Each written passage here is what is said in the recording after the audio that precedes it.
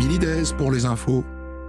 Bonjour Christophe, bonjour à tous. On ne fait pas une grève contre un virus, déplore le ministre Jean-Michel Blanquer, le ministre de l'Éducation qui appelle à l'unité de la nation autour de son école à 2 jours d'un appel à la grève des enseignants qui s'annonce très suivi. Pour tenter de simplifier la vie des familles et des enseignants, le protocole sanitaire a une nouvelle fois été assoupli. Désormais, si votre enfant est cas contact, 3 simples autotests suffiront pour retourner en classe. Fini les antigéniques ou les PCR, on préfère tester que fermé, a assuré Gabriel Attal sur Europe 1. La branche européenne de l'OMS estime que plus de 50% des Européens pourraient être touchés par le variant Omicron d'ici 2 mois, au vu du rythme actuel des contaminations. Plus de 300 plaintes pour menaces de mort ont été déposées par des élus depuis l'entrée en vigueur du pass sanitaire. Dernière en date, celle du député En Marche de Saint-Pierre-et-Miquelon. Le ministre de l'Intérieur sera reçu ce soir avec le garde des Sceaux par le président de l'Assemblée nationale.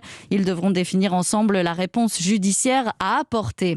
Le pass vaccinal en discussion au Sénat, texte qui devrait être voté en première lecture avec quelques ajustements.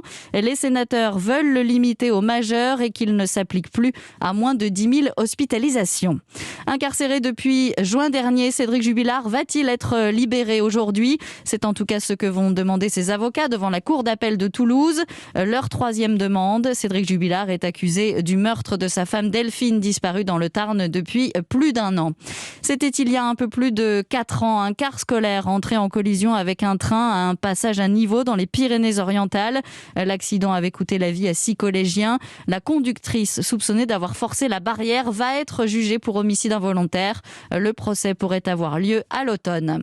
Un 2e homme a été placé en garde à vue après la diffusion d'une vidéo montrant un automobiliste traîner 2 piétons jusqu'à ce qu'il tombe au sol. Il s'agit de l'auteur des images. Hier, un premier homme s'était déjà rendu en fin d'après-midi au commissariat. Il est soupçonné d'être celui qui conduisait la voiture. Et puis un mot de football avec la mise à l'écart de 3 joueurs des Girondins de Bordeaux, notamment le capitaine Laurent Koscielny, mal en point en Ligue 1, 17e au classement. Bordeaux cherche à dégraisser tout en diminuant sa masse salariale.